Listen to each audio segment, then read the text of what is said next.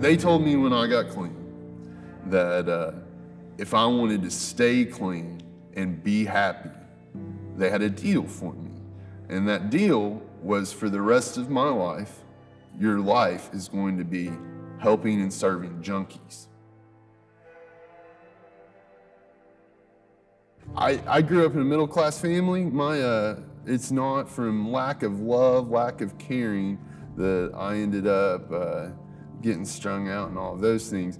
I remember when I was 12 years old, I started dabbling, smoking some weed and stuff, and that set the groundwork for all the years to come. So by the time I graduated high school in Sullivan County, Kingsport, I had a Xanax habit, I had an Oxy habit, I had a cocaine habit, and throughout my 20s, it was countless trips to rehabs, countless trips through the Department of Corrections,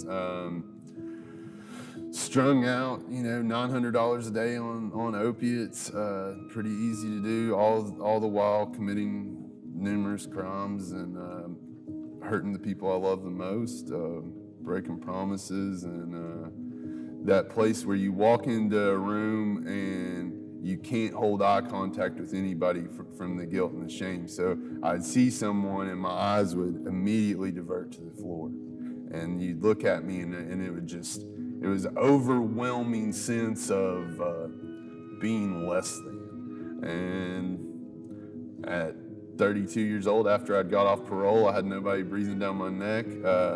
My life was just in shambles.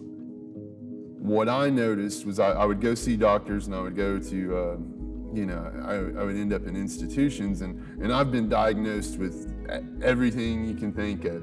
Hey, you suffer from, manic depressive disorder, you suffer from clinical depression, you got anxiety. The gambit of, and they tried to always fix those things with, giving me medicines and stuff. And I don't know that there's a medicine that they have in the world that's going to fix a soul sickness. And when every day, I distinctly remember at the end of every night, I'd be like, man, when I get up in the morning, I'm gonna do something different. As you're laying there in bed and your brain's racing and racing, and it's like, how did I end up like this? Every day was like, when I wake up in the morning, I'm not gonna get high, I'm gonna do something different than what I did today. And the madness of the morning kicks in as soon as my eyes open. And I immediately forget that at 3 o'clock last night I was saying, this is gonna change. And I immediately am dope sick and doing the skeezy stuff that I had to do the day before to get right that day. And it's just, every day is the exact same. I went to a trap house in downtown Kingsport, and I went and spent $240 on pills. And I did all of them, and I didn't get high. And I barely got unsick. And my life sucked. My mom didn't want to have anything to do with me. My daughter didn't want to have anything to do with me. The only people that were left in my life were other people that were in the same situation I was in. And I told him, I said, I'm going to rehab tomorrow. And he laughed at me. And he's like, how many times have you been to rehab? And fair question. And I said, I don't know, man, but whatever they tell me to do, I'm going to do it. And that next morning, I went to the crisis unit. They evaluated me. They sent me to Woodridge Hospital it's a mental institution over in Johnson City. And they kept me for a few days and they asked me if I wanted to go to a 28-day facility that I had been to at least 4 times before. I think I'm forgetting one somewhere, but at least 4 times before. And I said, I'll do whatever you want me to do. And this is not a pretty story. While there was a guy that I did time with down in Memphis, and he had smuggled in some drugs into the treatment center. And the last drugs that I've ever put in my body was in a bathroom of a treatment center. And I did that for about 2 or 3 days while I was at that rehab, even though I told you a few days ago I'd made my mind up that I was never going to get high again. And I'm sitting in rehab and doing drugs in their bathroom. And I woke up one morning and I was like, it was like a revelation in my mind of like, look at where you're at and look at what you're doing. And I'll never forget it, man. It was a Monday morning. He said, "Do you want some?" And I said, "No, man, I'm good." And I was sick, like dope sick, super, super dope sick. And some folks came in there to talk to us while we were in the rehab, and they started to make sense. And those people challenged me that the shelf life for a drug addict of my variety is not very long, and that if I didn't get something right quick, that I didn't have much to live for. And I appreciate those people talking to me a little sideways, and they shot me straight. Other people don't respond to that well. At that point in time in my life, that's exactly what I needed. And God, the spirit of the universe, however you want to look at that stuff, knew exactly what I needed at that moment. It was a perfect storm of things and people coming into my life to create a pretty big change. As the person who's done the damage, as the person who's hurt all of the people, it's soul cleansing, and it, you know, I'm gonna get off on a rabbit trail, but I remember a guy telling, I was in rehab and I was trying to get some pity, and I said, "Hey man, I'm struggling with self-worth." And he said, "Of course you're struggling with self-worth." Not what I thought I was gonna say. Of course you're struggling with self-worth. You haven't done a worthy thing for anybody in a long time. Man cared enough about me to tell me the truth. I had not done a worthy thing for anyone in a long time. We build self-worth by doing worthy things. When I came into recovery, I felt uncomfortable in my own skin. Life was just unbearable. Everyone got on my nerve. Like, it was just, the thought of being clean was so awful. And the thought of getting high was so awful. I had to get to a place, like, what do I do? And they told me, if you want to get better, you better help other people get better. And what happens is, when you start to have an impact on the people's lives and you start to see little things that I do, whether, you know, we can say sharing my story or helping someone through the experiences of recovery, helping you navigate all of the trials and tribulations that come from trying to get clean, there's no way you can do those things and for it not to add a little wealth, if you would, a little worth, and then esteemable things, so that I can live in a place where I'm equal. I'm no longer less than. The reason we started our nonprofit, if I'm being 110% real, is because I was tired of people who didn't have a clue what it was like to cram a needle in their arm, you know, break promises, hearts, all of those things, telling me what I needed to do to get better. We didn't have a voice at the table in this area.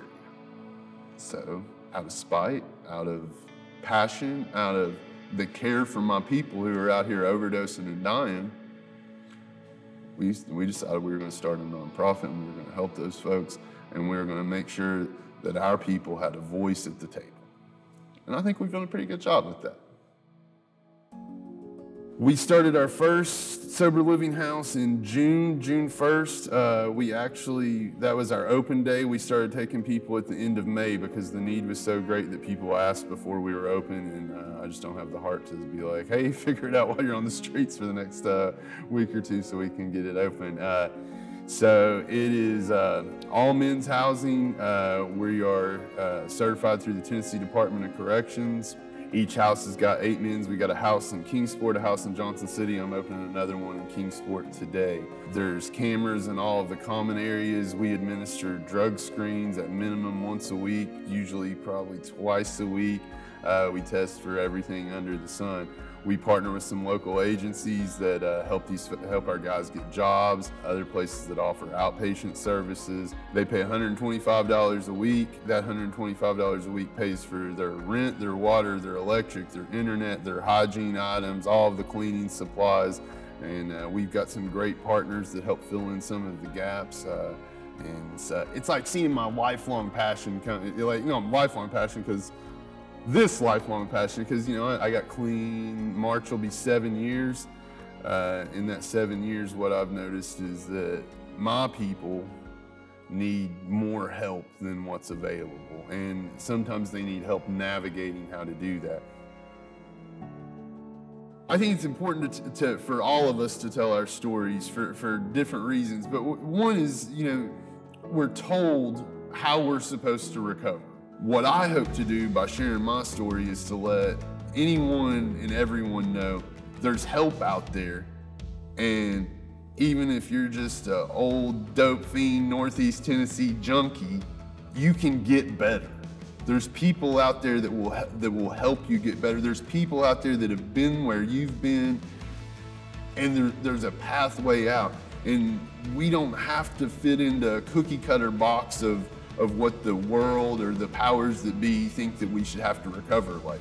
Man, I love watching people do it 1,000 different ways than I do. It's the coolest thing ever because we get so rigid on things. Like, it's gotta be this way or it's gotta be that way. I'm in the results business, that's what my people talk about. Like, we're in the results, man. We could care less about the methods, but we've got to get to a place where we're taking ownership, not only for our own recovery, but for the people coming up behind us. Every action that I take as a director of the nonprofit or as part of the overdose response team or for any of these agencies, always in the back of my head is the guys and girls coming up behind who need the help.